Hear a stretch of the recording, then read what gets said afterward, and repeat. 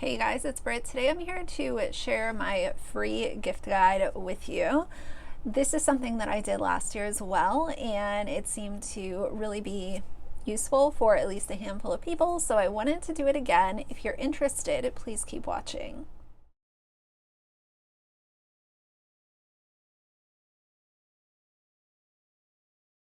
All right, you guys, so I was gonna film my gift ideas for under $20 today as well, but when I was weighing the two, I thought, would I rather see, if I was on the viewer side, would I rather see ways that I can spend no money and come up with a gift idea, or that I need to go to a store or place an order online and spend less than $20? I thought this was the better idea. So I'm filming this one first. If you guys really want the other one too, I'm happy to film it. But I figure if I can give you guys free ideas over ways to spend $20 or less, it would be more helpful to not spend any money. And I also think that these ideas are amazing. These gift ideas don't have to only be associated with one specific time of year. They can be for birthdays, Mother's Day, Father's Day, anniversaries. So do with these ideas however you would like to, but I think that they can be applied to anytime you need to come up with a gift. And I always think that gifts like these are so much more meaningful than getting a gift card or a pair of socks or something like that. Even like beauty stuff, I would much rather have something that is meaningful than a lipstick or a body wash or something like that. So either way, I have these compiled, and if any of them are repeats from last year, I do apologize, but that just means that I really like the idea, so I'm using it twice. But I do know for a fact that there are some that I didn't talk about last year based on my memory, which at times my memory can be cloudy, just gonna say it, but I have a pretty good understanding of what I like as a repeat. So first, let's talk about time capsules. I absolutely love this idea so much. This is something really cool that you can put together in a box that says open 5 years from now, 10 years from now, or even longer. But it's really awesome to think of the things that are current to our lives today. How will those be different in 5, 10, 15, 20 years? I love looking at, one of the rabbit holes that I frequent online is homes that have not been updated. So, someone owns a home in 1965 and it's just been sitting vacant. There are homes like that out there. And I love to see the decor and just little things that are placed around the house that we might not necessarily use in our lives today. So I think putting together a little time capsule is really cool. You could put even something like a candy bar that's like really popular now, a toy, a magazine. It can definitely house a whole bunch of different stuff. It just kind of depends who you're making it for, but I think that's a really awesome idea, and I think someone would be really happy to have that. It is hard to receive something like that and not want to open it right away, but if you are gifting it to someone who has an appreciation for history and pop culture and stuff like that, I think that would be the person to give this idea to. Next idea I want to talk about is giving the gift of time, and I know that this is a repeat for sure. But giving the gift of time is something that, I don't know, I feel like a lot of people don't think of that when they're thinking of what can I get this person for this occasion. Maybe it's a new mom or new parents who haven't had a date night, so you offer to babysit for them or come over and clean the house or run errands for them so that they can have a little bit of the burden taken off of their plate for an hour or a few hours. I think that's awesome. If you have someone who maybe is in your family or your circle who's a little bit older, offer to go grocery shopping for them or go to the dry cleaners or go by the post office. I think that small little things like that can go so far. And I'll tell you guys why I really focus on the gift of time, and it's because I remember when my grandmother was still around, my dad, so the grandmother that I talk about all the time was actually my mom's mom, but she and my dad were extremely close the entire time. Their relationship never took a hit or anything. In fact, I think it got even closer after my parents divorced. But when there was inclement weather, or it was just really, really cold out, or there was actually snow on the ground, my dad would go and go over to my grandmother's house, get her paper for her, go by her P.O. box and pick up her mail, and maybe go by Giant if she needed some stuff from the store. And she always appreciated that so deeply, because what it did was it took the burden of her, having to try to go out and run her little errands. It took that off of her plate. And he did this very, very often, but specifically when it was, inclement weather. So the gift of time is just so precious. And I think that we could all use a little bit of time saving in our life, especially if you are someone who is super overwhelmed, you work a lot.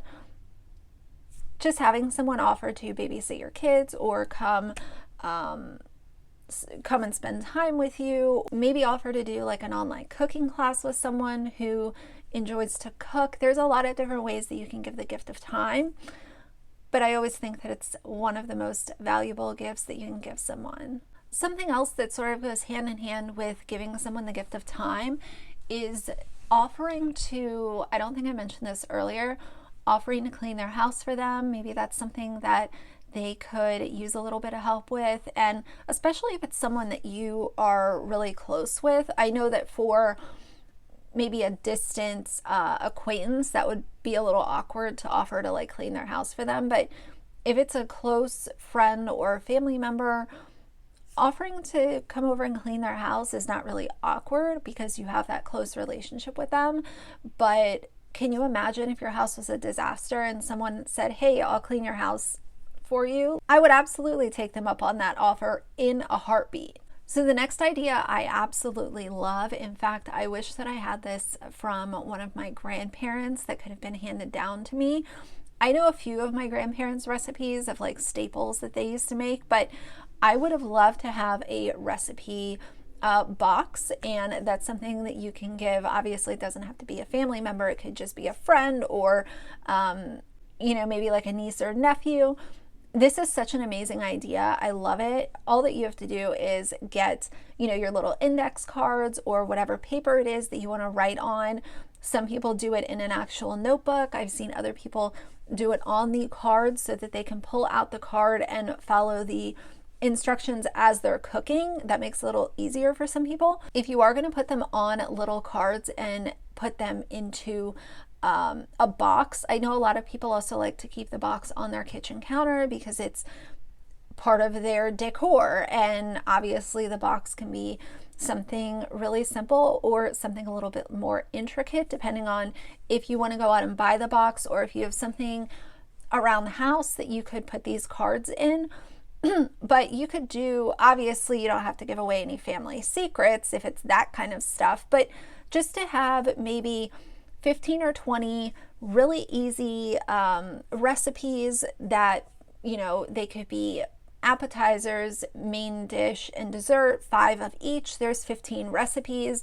You could also include some for beverages if you know how to make some really good like homemade cocktails, or you could do mocktails if the person doesn't drink.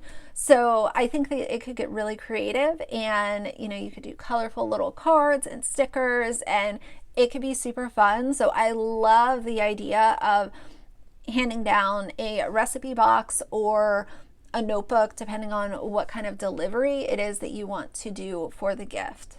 Now, obviously, there's a lot of things that you can do as far as if you are a knitter or if you're good with, making clothing. That opens up a whole different bag of options to give someone gloves, a scarf, a blanket. So I do want to throw that in here, but I fully realize that there are tons of people out there that have no idea how to knit or sew, quite like myself. I'm terrible at it, but anything homemade is going to be cherished forever and most likely will become something that's handed down through generations, and that's always super cool. This idea that I was thinking about has more to do with if it's for a family member. I guess it could happen with friends too, but I'm thinking the photos that you have in your personal photo collection are usually, it's going to be more family and extended family. It can be a lot of friends too, depending on your setup. So I definitely don't want to discriminate there, but doing a photo box. So sort of like the recipe box, get a really cute box that could sit on someone's coffee table or on a bookshelf and be something that catches everyone's eye, and just fill it with pictures that maybe this person has never seen before, and you know that they'll be really meaningful. The thing that I started doing with my own personal photo collection is taking a label and putting it on the back of the photo and putting who was in the picture and what year it was, if I know the year. If not, I'll just put approximate 1999 or whatever it is. And I love pictures. I am so enthralled with looking at old pictures. Obviously, I like looking at old pictures that are my own family, but I'll look at old pictures online of random people too. I just love photography so much, and I realized that back in the 30s, 40s, 50s, 60s, even into the 70s, being able to have a printed picture wasn't as easy as it was, say, in the 90s and 2000s. So looking at these old photos and knowing that people went out of their way to take pictures of special occasions or events that they attended, and making sure that it's handed down through generations is so amazing. I remember, I have a huge box of pictures that my grandmother left for me, and those are something that I always know where they are. They are kept in a cool, dry place in a almost airtight container, but I value those so deeply. And, I can't imagine if I didn't have those pictures, what would I'd have my imagination, but it's just so amazing to be able to look back at photos. So do it for family or friends, depending on what your makeup is. But I think having a really cute, decorative little box, or like a wooden box could work as well.